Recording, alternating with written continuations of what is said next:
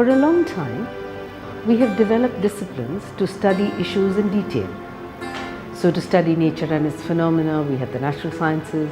To study society and people, we have the social sciences, and so on. However, today there is a real need for all of us as teachers to understand that while specialized knowledge is necessary to understanding anything in depth, it is very important to raise our heads from the specifics and look around and seek interconnections. Whatever we study is ultimately linked to a large number of other events, phenomena, other beings. So the sooner we understand these interconnections, the better it is. Now, if we were to apply this understanding to our topic today, the standard understanding would be that human rights are supposed to be studied by social scientists or legal experts, the environment by natural scientists, and development by economists. So we would expect that there would be some discussion on the Universal Declaration of Human Rights proposed in the United Nations in 1948, that this would be different from the other natural rights that were fought and argued for in the process of creating democracies in Europe. We would expect the different components of nature, flora, fauna, matter, materials, to be explained in their interconnection by natural scientists. And finally, development, we all know, is about the gross domestic product, national income, poverty reduction, all of which are best understood by economists. In this lecture, however, I will try to explain them differently. That is, I will trace the concepts historically and show how all of these are modern concepts, even though the ideas underlying them would be very old. By the very manner in which we have defined them, it will be clear that in fact, each of them transforms our understanding of human beings and the world in which they live, and that this has been done in recent times. Once we get that understood, then we will be able to see the relationship between human rights, environment and development very clearly as well, and not as standalone issues to be studied only by different disciplines. I also plan to change the order in which we will discuss them. So we've been given human rights, environment, development, but I will begin with development, then environment, then that will be followed by a discussion on human rights. Why I am doing this will become clear towards the end of the lecture. The idea of human progress, where human beings have tried hard to lead better lives through better technology, etc., is old. But using technology to maximize the utilization of natural resources for human beings, for the benefit of human beings, that is development, is a relatively new idea, one that belongs to the modern period of history. So development is a modern idea. It is based on a tremendous idea of human achievement, no doubt, by which every human being should be able to live a good life because they have the reason and intelligence to do so. Prior to the modern period, it was assumed that the good life would only be available to a privileged few. But the idea of democracy, which evolves along with the idea of development, encourages the idea of prosperity for all. By itself, this is a very attractive idea, and any comfort or well-being needs to be the aspiration for everyone. There's no question about that. So development was seen to be the route by which true equality and democracy would be achieved. Everyone would have the right to live a better life. Nearly 300 or more years after the onset of the Industrial Revolution, on which this idea of development was based, however, serious flaws in this concept are very visible. The first flaw is that it requires a much higher scale of appropriation of nature than has ever been the case in human history. It comes from looking upon nature as a series of resources available to serve human interest, purpose and ambition, and waiting to be conquered. Given that development, the idea of development, necessarily replicates this idea wherever it goes, it has become a part and parcel of the human imagination worldwide, because development is something that everyone has learned to want across the globe in the last 70 years or so, since the end of the Second World War particularly.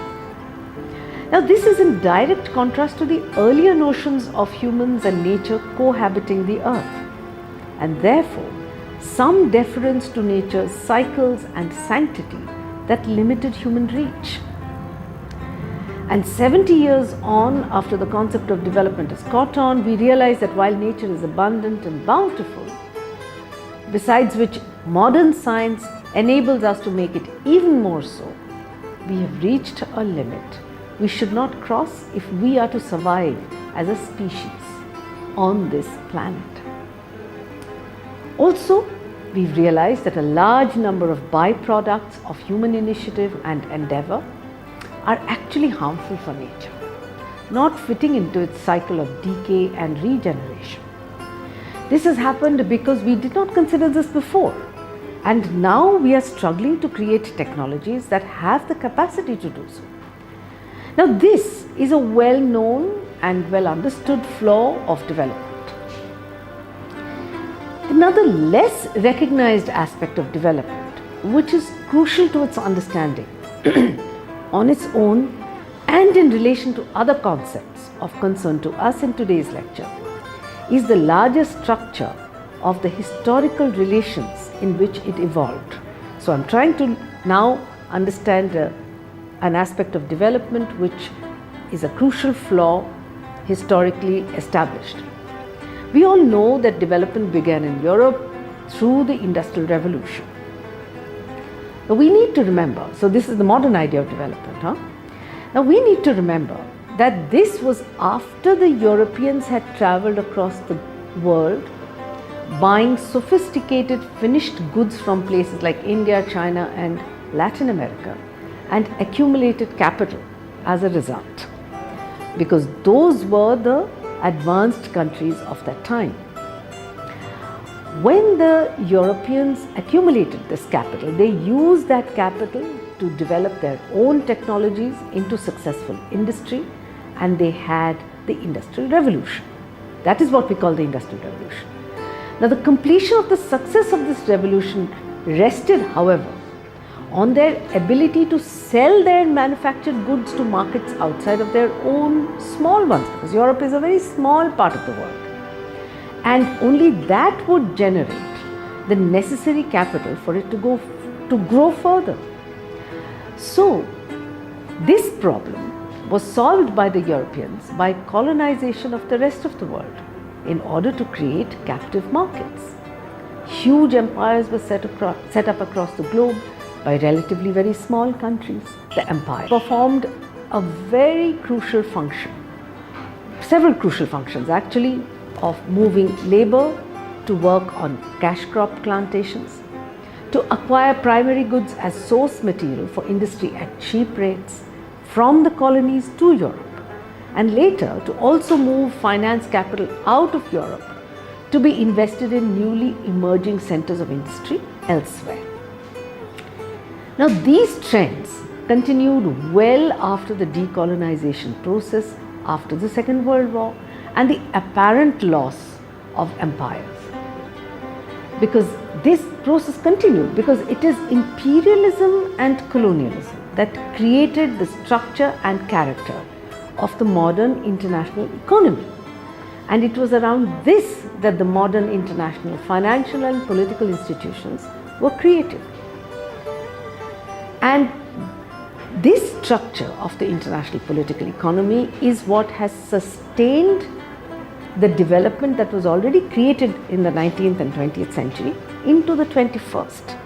And it is in that context that all the post-colonial nations and newly emerging nations, or the developing nations, whatever you may call them, they have to operate in that. Now, this is shown to be a natural order of things. Actually, it was a reflection of the hegemonic power structure of that time. And to a large extent, this remains as such, the hegemonic power structure. So the result is that development remains the achievement of some parts of the world, while others are continuously struggling to achieve it. So by this discussion, we are able to establish that the modern idea of development has shown the way for prosperity and well-being in ways that are very attractive, but both scientifically and structurally a mirage for most of the world. In a sense then, the environment with a capital E is a product of this process called development with a capital D. Let me explain how this happens. Notice how the flora, fauna, air, water, layers of the earth, mountains, seas, etc. were referred to as nature up until the 1970s even. They have been our source of sustenance for millennia. As I said before, human beings have cleared forests, diverted water sources, grown crops, made roads, created different modes of transport over land and sea, all for a very long time. This process is what we have called the evolution of human civilization. So our ability to use nature has grown by leaps and bounds over evolution and enabled our creativity such that we have transformed our planet to a globe.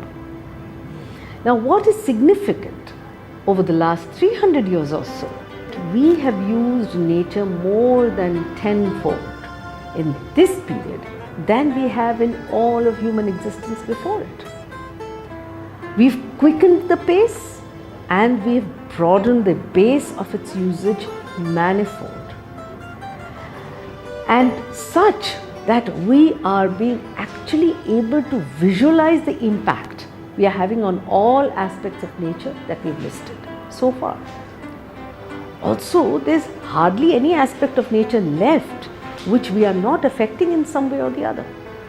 This was most eloquently and famously articulated in the 1960s by Rachel Carson's well-known book Silent Spring, in which she argued that our continued use of pesticides and other chemicals, which we believe is for higher and better human interests, would eventually deprive elements of nature that we do not recognize to be crucial to us. It is this recognition that posits the whole of nature vis-a-vis a comprehensive set of interventions with respect to it. That is, the environment is pitched against development. One of the best explanations of human impact on nature has been offered by the wonderful team of a historian of nature and a scientist, a biologist. They are Ramchandra Guha and Madhav Gadgil. They show how in the last 300 to 500 years the use of nature has become hardly different from the abuse of nature. Even more importantly, they show that not all people abuse nature. They innovatively divide people into omnivores, ecosystem people, and ecological refugees. Three broad categories to which we might assign all of India's population, perhaps even the population of the world.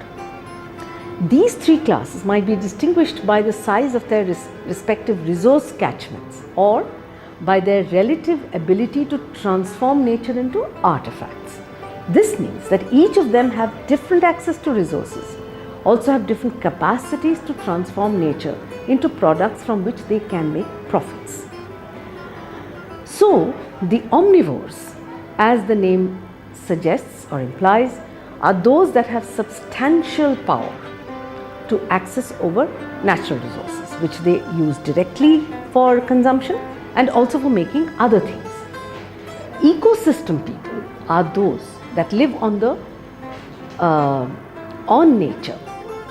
They eke out a living from nature, and often they are governed by cultural norms of restraint with respect to these resources. Ecological refugees are those that have been taken out of their natural environment to those that they are not familiar with. As a result, they do not have the knowledge and skills to eke out a living in the new context and are reduced to deprivation and poverty. Now, two kinds of understanding emerge from this classification, one economic and the other political. Omnivores Omnivores have power, and so they decide not only what they will get, but also what the others will do and get. They make decisions about natural resources that will be used in general, and so take decisions for the lives of ecosystem people, and could even make them into ecological refugees. Because most omnivores do not have much idea of the knowledge base of ecological refugees, they are so removed from them. They have no idea about their knowledge or their skill sets. They are only able to see them as poor and deprived and treat them with pity and disdain rather than with intelligence and empathy. So they are not able to utilize them as effective human resources, but they wield control over them. At the same time, other problems emerge. Gadgil and Guha argue that, and I quote, like all attempts to classify and interpret complex phenomena, this one too would run into the inevitable boundaries problems. So, for example, is a village school teacher with an assured salary from the state exchequer and perhaps some land an ecosystem people, or is he a rural omnivore? The owner of a small garage in the city lacks the social power to classify as an authentic omnivore, but can hardly be called an ecological refugee either. These examples could be multiplied, but while recognizing this difficulty, we are nevertheless convinced that a majority of the Indian population is covered by the three categories identified by us. Close quotes. So this brings us to the final concept of our lecture today, that of human rights. One thing we all understand, human rights are our natural rights as human beings plus something more. This latter plus is added on by our modern sense of human beings as an individual, has the capacity to think independently, rationally, and is driven by doing what he or she considers to be their own good, and can also think of the larger common good once his own is taken care of. Yet, if we are to understand human rights today and after this discussion that we've done before, it would be impossible to understand it outside of the context of development and the environment, because these are the abiding contexts in which people's lives are built. So, it would be appropriate to say that human rights are defined by the location of people in these three categories which we've discussed so far. Omnivores are most likely to be able to access their human rights, the ecosystem people a little less than them, and ecological refugees whose very existence is defined by their marginalization and exclusion not very much at all. Yet, while this might define a great deal of the reality, it is very important to remember that reality is much more complex than that. Not all those who are born into the category of omnivores would be in agreement with the benefits of the power structure that they themselves can access. And they would question it, they would work towards alternatives that are much more equitable and just. Similarly, not all ecological refugees are cowed down by their situation. They would wage movements to alter their situation, in the process of which they might align with like-minded omnivores actually, and ecosystem people. So what they are capable of doing is to be guided by their reason and their sense of justice, and the human history of struggle and challenge has shown that the thirst for equality and fairness equals, if not goes way beyond, the human tendency towards avarice and greed for power or for profit. So by way of conclusion, therefore, we would say that it is the awareness of the interconnectedness of the issues of human rights, environment and development that provide the best avenues of creativity for an understanding of the human being in harmony with nature, and also maintaining harmony between human beings.